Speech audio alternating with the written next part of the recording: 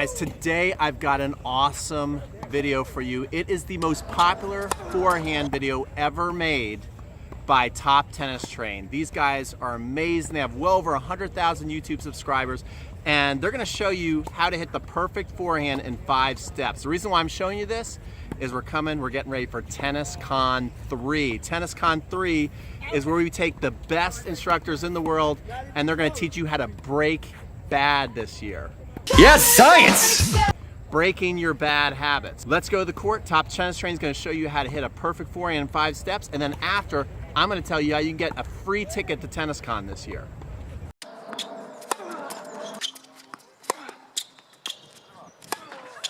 Hey everyone, Simon here from Top Tennis Training, and in this video I want to help you hit a perfect forehand in 5 simple steps.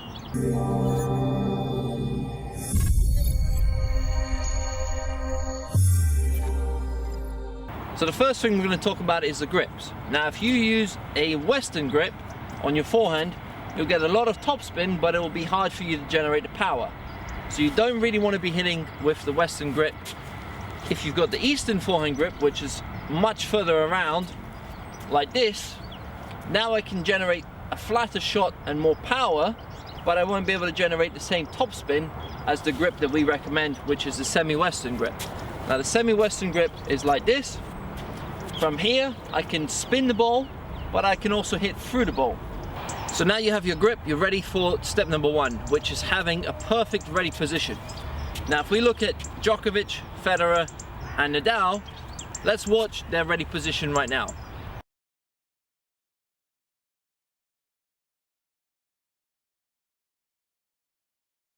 So there you could see that all 3 players have the racket head higher than the grip level. They're waiting with their forehand grip, and this is because they want to hit their forehand. Around 60 to 70% of the court can be covered with your forehand, especially if you're a little bit quicker, you can even cover further into the backhand wing. So you want to wait with the forehand grip, and you want to hit as many forehands as possible. So you're waiting with the forehand grip, your non-hitting hand, this is my left hand because I'm a right-hander, is on the throat of the racket like so, or on the grip if I'm a two-handed backhand player. Some two-handers will still hold the throat of the racket as it allows to really pull back the wrist in that position. Either way is fine, but just make sure that the racket head is higher than the grip, because this is going to create that leverage right from the start of the stroke. Now what exactly is leverage? So leverage is force over the ball. The more force I have over the ball, the more power I can get, the more spin I can get, the more control I can get on that shot. If I don't have much leverage, it's going to be hard for me to generate power, it's going to be hard for me to overcome the power of the oncoming ball, and it's also going to be hard for me to generate the topspin. So I want to have force over the ball, and a great way to have this is by creating that leverage in the racket, the wrist, and the arm. Now notice that the racket is higher than the grip level, because later in the stroke, you want to reach a power position similar to this. And once you're set up in this position, this allows for a very quick unit turn, a very quick shoulder turn, and reaching that power position becomes much easier. If I start with my racket down here, it takes a little bit longer to reach that position. But by starting up here, it's very easy for me to get into that power position. So step number 1, holding the racket head higher than the grip level, like so, in your forehand grip. So step number 2 to the perfect forehand. Now that you've seen that the ball is coming to your forehand, you want to turn your left shoulder if you're a right-handed player.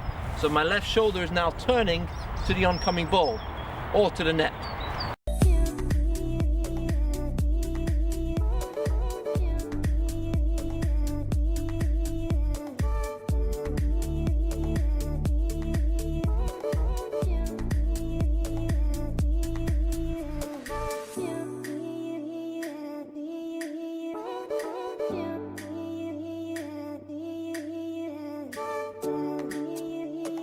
So that left shoulder, what this will help me is with the racket preparation. If I do nothing with my arm, if I do nothing with my hand, and I just turn my left shoulder now, I already have the racket halfway back. So right from the beginning, I'm already halfway prepared for the stroke. So from the front, it's going to look like this. So that left shoulder's turning, I'm still holding the throat of the racket, and this is going to help keep the right hand relaxed and loose. If I don't hold it, there's going to be a lot of tension in my wrist because of the position of the racket head. So by holding it, it keeps my arm relaxed, keeps my muscles loose, and that's what I want to have. I want to have a loose arm, I want to have relaxed muscles so that I can generate the power later in the swing. So once you have step number 1, which is good ready position, step number 2, the unit turn, the left shoulder turning sideways on, and step number 3 is now reaching a perfect back position or power position.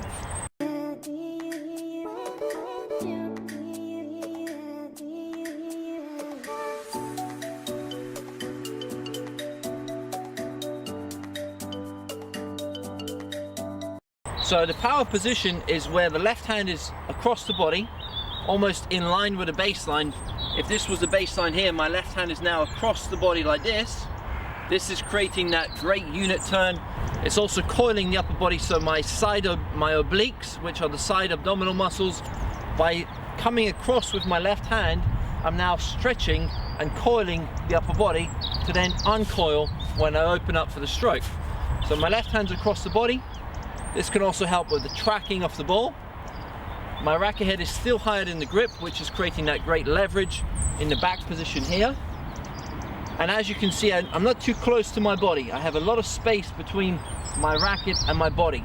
A lot of players, you'll see them hitting a ball from down here and they end up jammed up at contact because of the elbow being tucked in when they reach that back position. So you want to have space between the elbow and the torso of the body. So I don't want to be here. I want to have a good space. I'm not taking the racket too far back behind my body's line. Now a lot of the WTA players, they will end up taking the racket further behind the body, further behind the back. So from the front, you'd end up seeing the racket on the left side of the body here. Now this is because women in general are more flexible, and also they want to hit the ball a little bit harder, and normally they're not as strong as the guys. So to generate that same power, they take the racket further back. And it also changes the swing path, so you hit a flatter ball when you're coming from behind the body this way. So WTA players tend to hit the ball flatter, whereas the ATP players tend to hit the ball a little bit more with topspin.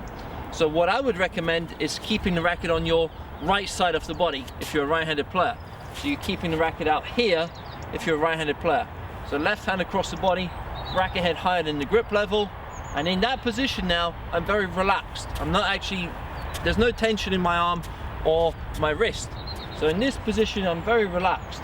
If I was to drop the racket head down here, I would lose that same power and that leverage. So by having the racket head higher, I now have more space to accelerate the racket, but without taking my racket behind my body's line. And step number 4 is now generating good racket lag on your forehand. So from this position, because the racket head is higher than the grip, I've now set myself up for a very good racket lag. So from here, the body starts to open up, the uncoil motion starts to happen, and then if I'm relaxed and very loose with my wrist and with my arm, I should reach a position similar to this, where the bottom of the racket is now pointing to the oncoming ball. And let's have a look at Federer doing this, Nadal doing this, and countless others.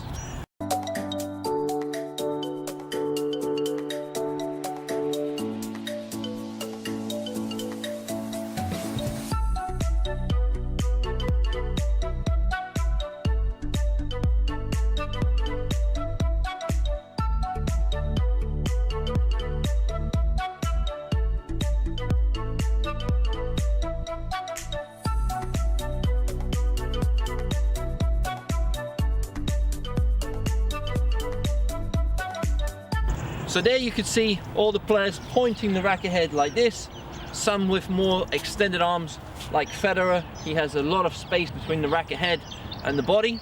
Some players are more tucked in with the racket a little bit closer to the body with the double bend in the elbow and the wrist. Either way, they're still reaching that position where the bottom of the racket is pointing to the oncoming ball, and they have the racket head lagging behind the butt cap of the racket. So to achieve this, we don't want to force it. Now a lot of players, they'll end up going out and trying to force that position. If you constantly force that position, you're putting a lot of stress on your wrist, and you very well may end up with an injury in that wrist. Now you want this racket lag to happen in a natural, relaxed way. You don't want to be forcing it every time you hit a shot.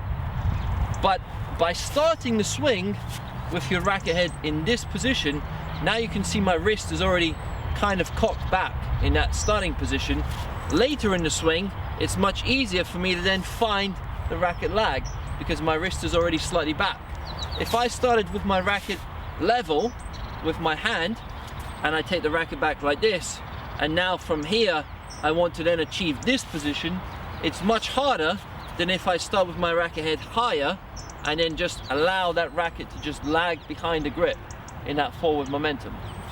So once again, you don't want to force it, you want it to happen naturally, but by having step number 1 and step number 3, which is the perfect power position, you're really setting yourself up for step number 4, the racket lag. And step number 5, now you've made contact way in front of your body. So if you play with a bit more of a bend, you might hit the ball somewhere here.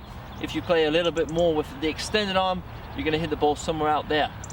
You've hit the ball out in front, you've found a nice contact point, you've hit the top spin if you want, or you flatten it out depending on the stroke.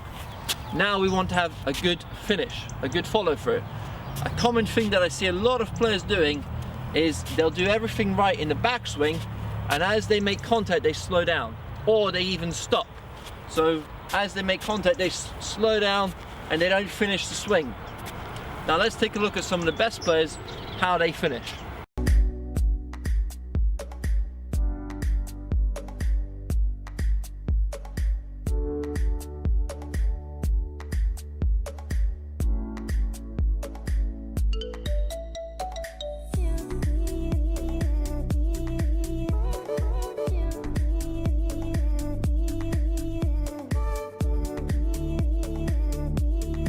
Now there are many different ways to finish. You can finish with your racket above your left shoulder like this.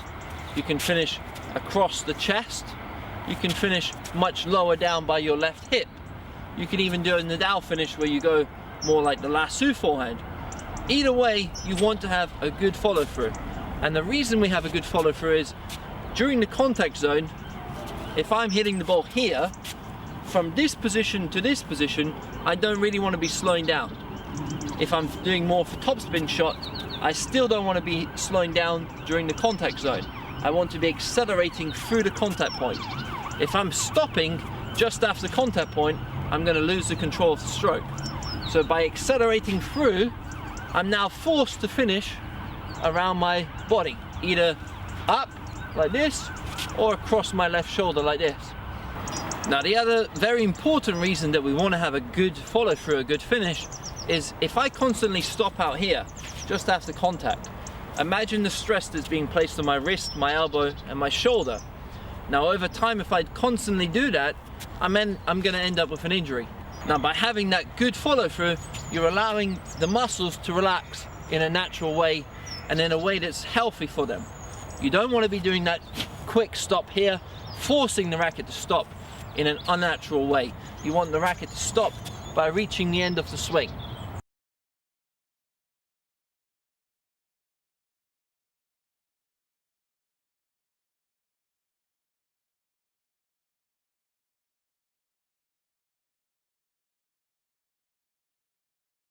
So let's go over the steps once again. Step number 1, a good ready position with the racket head higher than the grip level, which is creating that leverage right from the start of the stroke, but also allowing the wrist to cock back slightly.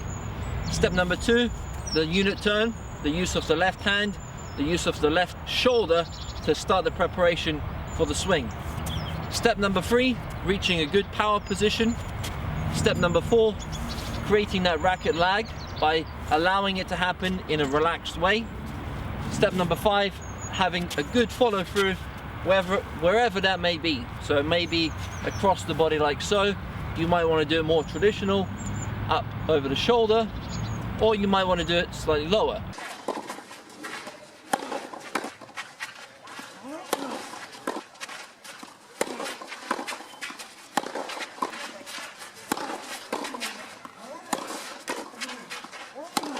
Okay, what I tell you, that was a great video by Simon. make sure you check out their YouTube channel. It is incredible. They got all kinds of awesome content. They are baller players, and they're going to be part of TennisCon. TennisCon has so many amazing instructors, including Top Tennis Training, Gigi Fernandez, we have Rick Macy, we have Essential Tennis, Fuzzy Yellow Balls, pretty much any online instructor you can think of, we got them for TennisCon, and their mission this year is to help you break your bad habits. And the way you can get a free ticket, we don't have free tickets available yet. What you can do right now is you can get on my email list, get on my VIP list, and when it comes time, we're gonna be launching TennisCon from Newcomb's Ranch, the legendary Newcomb's Ranch, October 20th to the 25th. So in the middle of October, you'll be able to get a free ticket to TennisCon. So what I want you to do right now is I want you to click up here.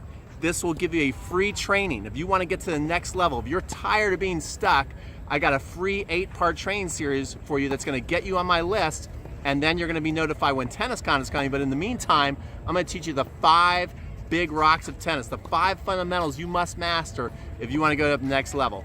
Don't forget to subscribe to Top Tennis Training and subscribe to this channel too if you want to be in the know, because we're coming at you over the next 30 days with the very best tennis lessons ever put online. So check it out, and we'll see you on the next video.